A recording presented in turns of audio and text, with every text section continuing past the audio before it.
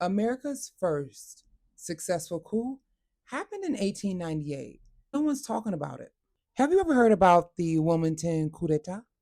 Also known as the Wilmington insurrection of 1898. But first, my name is Asia, and I'm sharing the news that you never knew you missed. Let's get into this history. So imagine this, an elected multiracial government gone overnight, exiled or killed.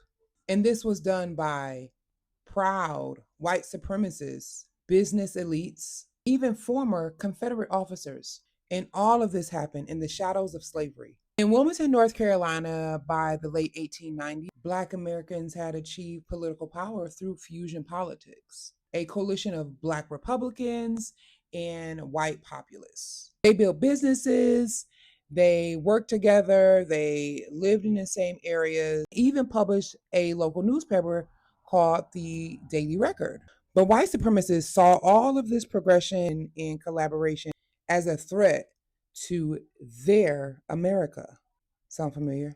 On November 10th, 1898, a heavily armed white mob of white supremacists, led by former Confederate Colonel Alfred Waddell, overthrew the legally elected government in Wilmington. They harmed and burnt down real estate that these communities had came together and purchased and owned. They murdered an unknown number of Black residents. Some say the range is between 50 and 300 residents that they murdered during this insurrection.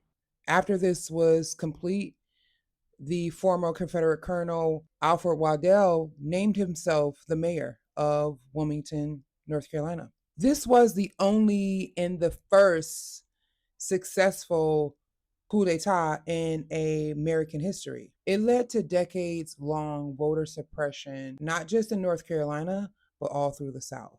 It was also part of the national turn toward the Jim Crow apartheid era in the US. And yet, most textbooks don't mention this history. This was not an isolated riot, it was a calculated plan of political terror.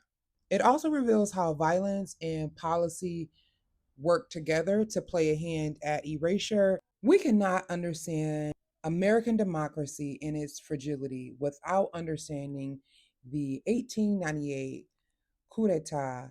It is a very poignant part of American history, especially for current times, as we see the narrative being erased of history, the true things that made this country.